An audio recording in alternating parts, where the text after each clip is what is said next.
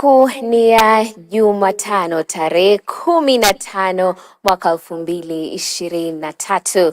Natumai ubuheri wa afya popote pale ulipo. Jina langu ni Beatrice Watare na siku hii nitakuwa nikikuhabarisha na kukupa taarifa za siku hii ya leo ya Doli Mwirigi Mbuvi. Na tuweze kwanza na taarifa zetu za kwanza kabisa ni kwamba Jumuiya ya Wakristo nchini na katika mataifa mengine barani Afrika yamekusanyika hii leo kuomboleza mhubiri Joe Kayo. Kayo amezikwa hii leo jijini Nairobi. Kifo chake Joe Kayo kimeacha athari ya kudumu kwa maisha ya wengi kama inavyosimuliwa na ripota wetu Doli Mwirigi Mbuvi aliyehudhuria ibada hiyo. Viongozi wa kidini na waumini mbalimbali wa dini wameungana na waombolezaji kusherehekea maisha ya mhubiri Joe Kayo aliyeaga dunia tarehe 2 Novemba mwaka huu. Mhubiri Kayo amezikwa hii leo jijini Nairobi. Kuaga kwa mhubiri Joe Kayo anaheshimika katika vuguvugu la Pentekoste kumeacha pengo kubwa katika mioyo ya jumuiya ya Kristo nchini Kenya na Uganda na hata mataifa mengine barani Afrika. The Lion of Judah, the Son of David, has triumphed, and this general has triumphed.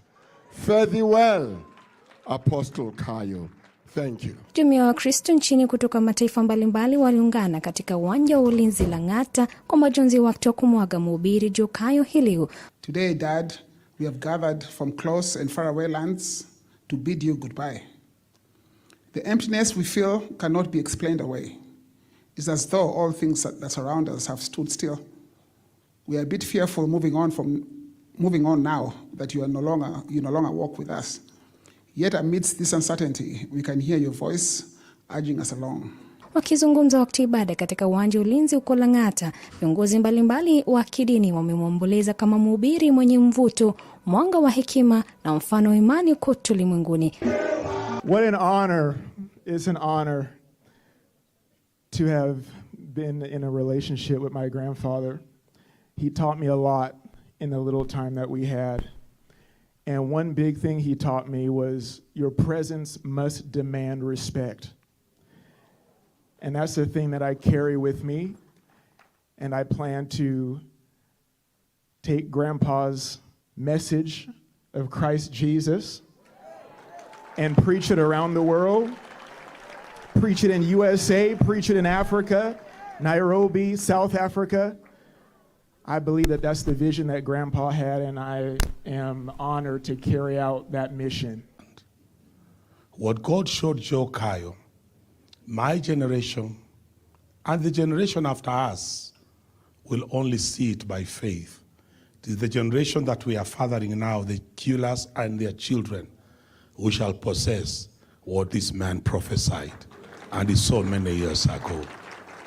And I'm so glad that there's a generation of Jeremy and the others that are rising, so that what God promised Abraham shall be established. Kayo alianzisha kanisa la Deliverance Kenya na Uganda, Juba Pentecostal Churches, na pia kuanzisha Family of God Churches. Ameacha pengo kubwa mioyoni mwa wale waliofurahia uongozi wake na mwongozo wake wa kiroho. Kayo alifariki Alhamisi Novemba tarehe 2 akiwa mwenye umri wa miaka 86. Ameacha mjane na wana watatu. Dolly Marigi Mbuvi, Dira ya Hope TV, Nairobi. Tukisonga mbele ni kwamba kinara wa Azimio la Umoja Raila Odinga ameapa kupinga hatua ya serikali ya kuongeza ada kwa baadhi ya huduma kwa umma ikiwemo utoaji wa vitambulisho vya kitaifa, akisema kuwa kila Mkenya ana haki ya kumiliki vitambulisho hivyo bila malipo. Raila alikuwa akizungumza eneo la Westlands jijini Nairobi wakati wa mkutano na viongozi wa makanisa ambapo walijadili masuala mbalimbali yanayohusu mustakabali wa taifa. Na kama Grace Ahati anavyotuarifu, Wizara ya Usalama wa Ndani tayari imechapisha notisi mpya ya gazeti la serikali baada ya kufanyiwa marekebisho kufuatia kubatilishwa kwa notisi ya awali ya Novemba tarehe 7 mwaka 2023. Mabadiliko hayo yakitarajiwa kutekelezwa kuanzia Januari mwaka ujao. Siku moja tu baada ya serikali kuchapisha mabadiliko katika notisi ya gazeti la tarehe 7 Novemba ambayo ilipendekeza kuongezwa kwa ada kwa baadhi ya huduma za serikali, kiongozi wa Azimio la Umoja Raila Odinga amepinga vikali hatua hiyo. Akizungumza wakati wa mkutano na viongozi wa makanisa eneo la Westlands jijini Nairobi, Odinga alielezea kusikitishwa na serikali, akibainisha kuwa imepoteza mwelekeo kwa kuwataka Wakenya kulipia vitambulisho vya kitaifa licha ya kuwa na haki ya kumiliki vyeti hivyo bila malipo. Haya yanajiri baada ya kutolewa kwa notisi mpya ya gazeti la serikali iliyo na mabadiliko kufuatia kubatilishwa kwa notisi ya awali ili kuruhusu ushirikishwaji wa umma kuhusu swala hilo. Katika mabadiliko hayo, Wakenya sasa watahitajika kulipa shilingi 300 kwa maombi ya vitambulisho kwa mara ya kwanza, ada hii ikiwa imepunguzwa kutoka shilingi 1,100 iliyopendekezwa awali. Sasa mtu anataka uende ununue kitambulisho kwa Mkenya na baba yako ni Mkenya, mama yako ni Mkenya.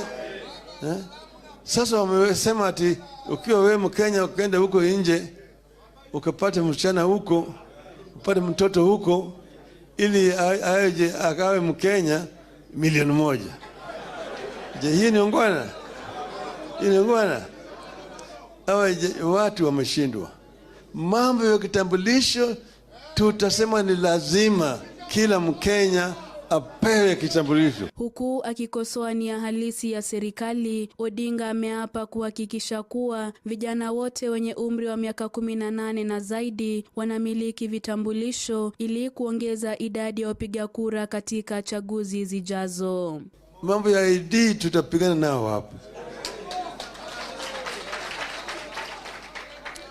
Kitambulisho inatakikana kila Mkenya apate bila kulipa chochote.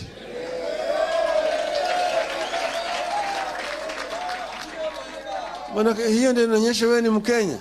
Na katika masuala ya kisiasa, Raila amemuidhinisha mbunge wa Westlands Tim Wanyonyi kuwania kiti cha ugavana cha Nairobi katika uchaguzi mkuu ujao, akimtaja kama kiongozi mwenye maarifa. Wanyonyi huyu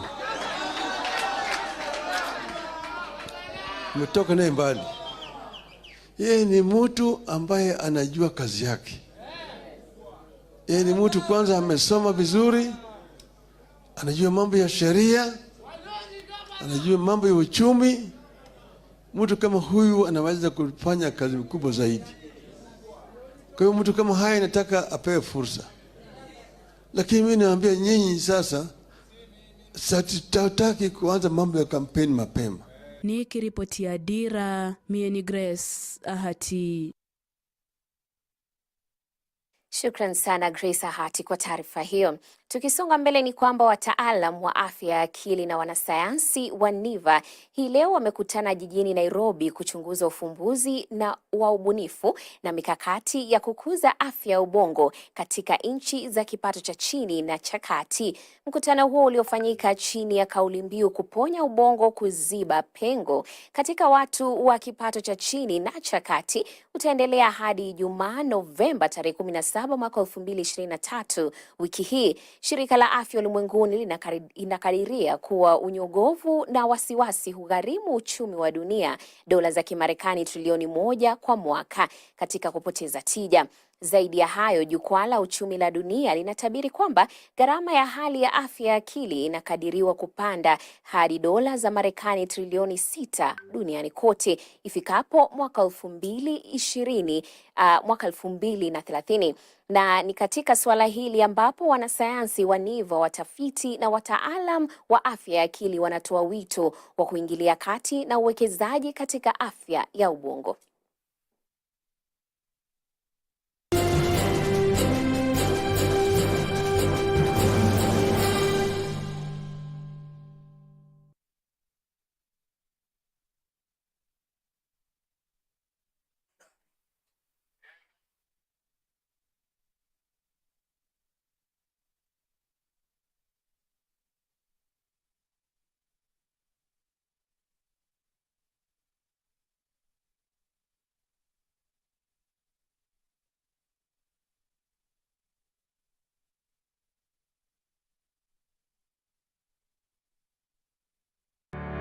Yesu ndiye njia. Mtoto gani katika hii ulimwengu ameitwa Mungu mkuu? Nasema akasema audhu billahi. Hata leo usisema audhu billahi, tafadhali usikize. Yesu ndiye njia, uchambuzi wa masuala tata katika Biblia na vitabu vingine vya kidini. No, we don't believe that Christ was crucified. Christ was taken right to heaven by 4 angels, 4 archangels. Kama Muhammad ndiye alikuwa wa kwanza kuleta dini ya Kiislamu na alikuja after Jesus, sasa inawezekanaje Ibrahimu awe Muislamu, Musa awe Muislamu? Yesu ndiye njia, jadala wa moja kwa moja kati ya walimu wa Kikristo na dini zingine. Wanasema Mwenyezi Mungu ana mtoto. Jambo hilo wanasema mmeleta jambo ambalo linachukiza. Siri ya Mungu ambaye Mungu amejidhihirisha katika mili. Hii yote ni ukafiri. Mmefanya makosa makubwa sana kusema kwamba Isa ibn Maryam ni Mungu wa pili na Allah ambaye ameumba mbingu na ardhi mkasema ni Mungu wa tatu. Yesu ndiye njia, Jumamosi kuanzia saa 1:30 jioni kwenye runinga uipendayo ya Hope TV.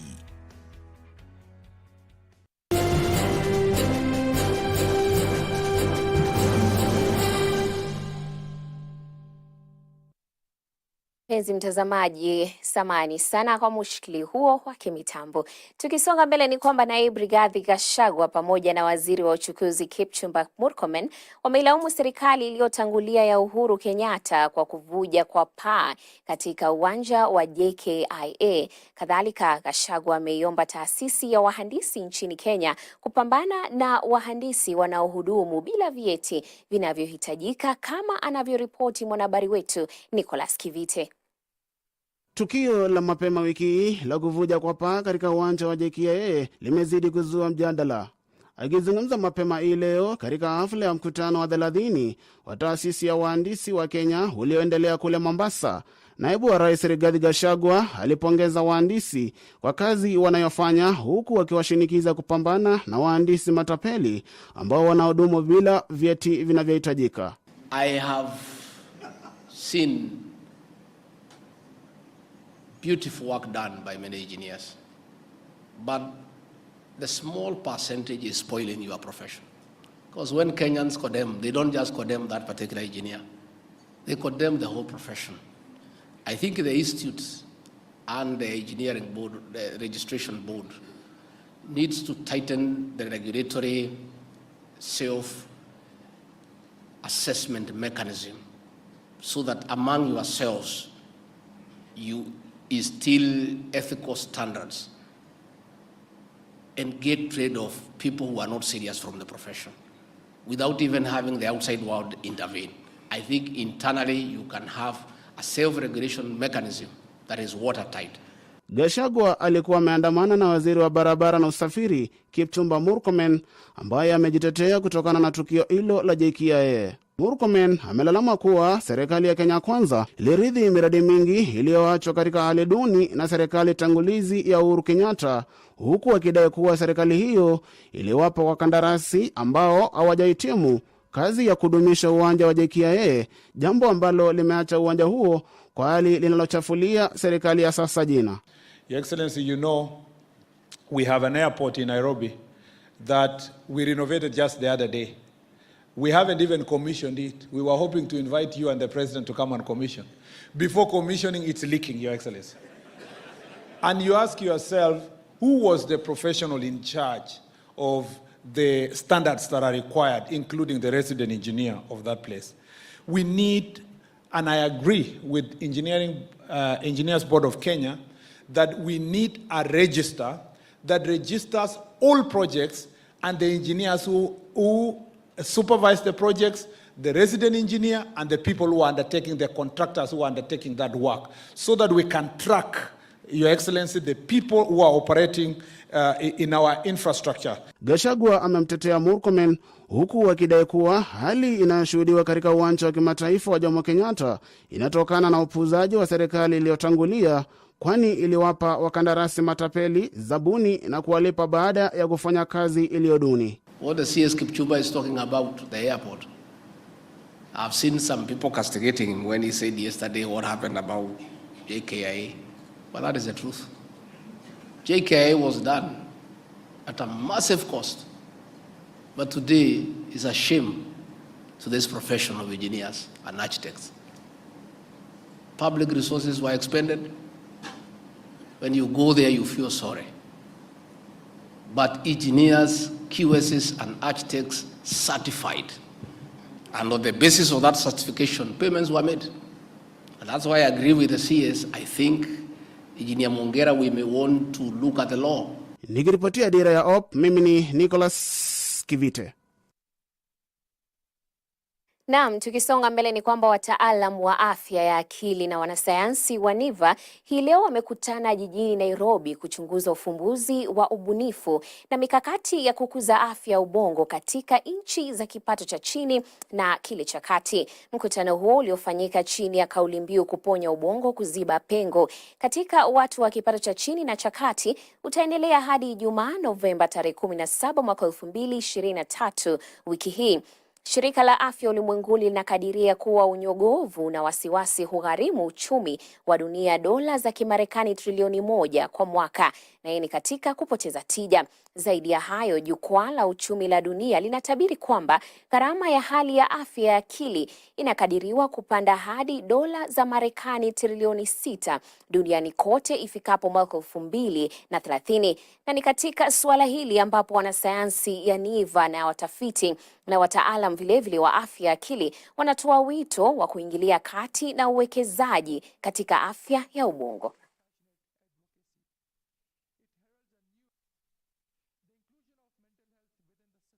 Development goal marks a true victory for decades of scientific inquiry and passionate advocacy.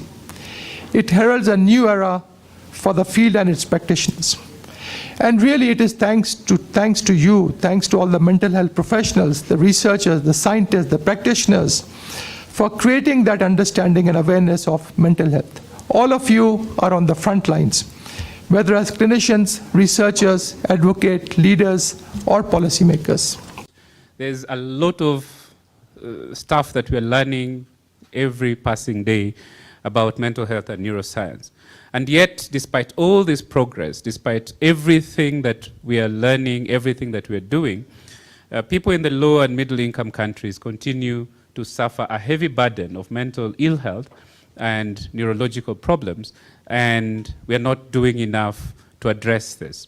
In the low and middle income countries, where we have more than our share of stressors and difficulties, we have a lot of trauma, and where the availability of highly specialized therapists and treatments are unacceptably low.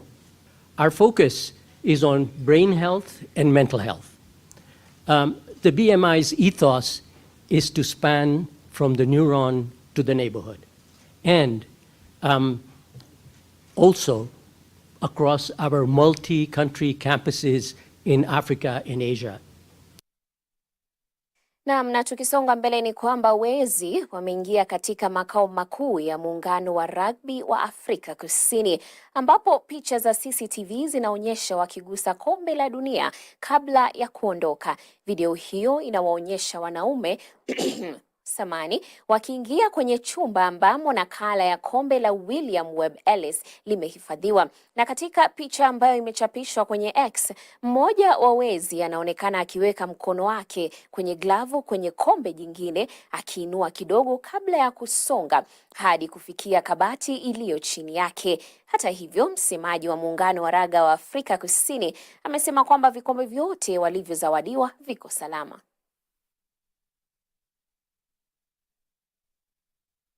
Na mpenzi mtazamaji, shukran sana kwa kujumuika nami kutoka mwendo wa saa 1 hadi kufikia sasa. Ila salia papa hapa Hope TV kwa vipindi na vilevile habari kemkem itakapofika saa 3 kamili. Jina langu ni Beatrice Watare, alamsiki.